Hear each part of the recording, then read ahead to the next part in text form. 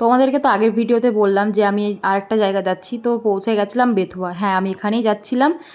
তারপরে দাদা চলে এসেছিল আমাকে নিতে। দুই ভাই বোন মিলে খেলাম একটু আখের রস। এটা তো বললাম তোমাদেরকে আগের ভিডিওতে যে আমার এটা প্রয়োজন গরম পড়লে। তারপরে তো দাদার সাথে বেরিয়ে পড়লাম দাদাদের বাড়ির উদ্দেশ্যে। পৌঁছে গেছি অলমোস্ট, মানে সামান্য স্টেশন থেকে, সব কাছাকাছি বাড়ি স্টেশন থেকে। তারপরে তো পৌঁছে গেলাম দাদার বাড়ি। মামি আবার এসে আমাকে এতগুলো ফল খেতে দিয়েছে, কোনো রকমে কষ্টে খেলাম, কারণ সকালে তো ভাত খেয়ে এসেছিলাম আমি। চারদিকটা কি সুন্দর তাই না? ভিডিও করছি মেনলি এই কারণটার জন্য। এই যে বেরোবে এক্ষুনি। দিয়ে তো স্কুটি করে বেরিয়ে পড়লাম দুই ভাই বোনে। মন্দিরটা খুব সুন্দর, আমার খুব ভালো লাগে বলে ভিডিও নিলাম, কারণ আগে এসে এখানে বসতাম, ভালো লাগতো।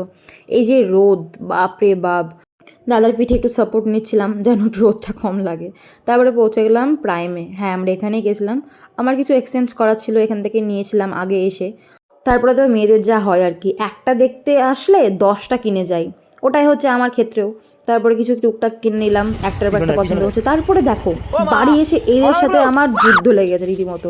একটা তো আমার ব্যাগ ধরে টানাটানি করছিল, কোনো রকমে বেঁচেছে। এটা তো হটবেই না কিছুতে, মানে কোনোভাবেই হটাতে পারা গেল না।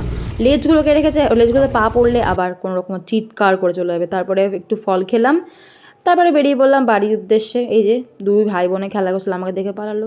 কি জানি ভিডিও করলে পালায় কেন, কি জানি বাবা, জানি না। তারপরে তো বেরিয়ে পড়লাম স্টেশনের উদ্দেশ্যে আবার, কারণ বাড়ি চলে যেতে হবে আর্জেন্ট। তো এই যে টোটোর জন্য ওয়েট করছিলাম, টোটো ধরে চলে আসলাম স্টেশন বেথুয়াতে।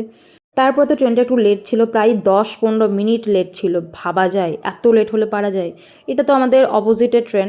দেন ট্রেনে করে বাড়ি চলে আসলাম। চলো টাটা।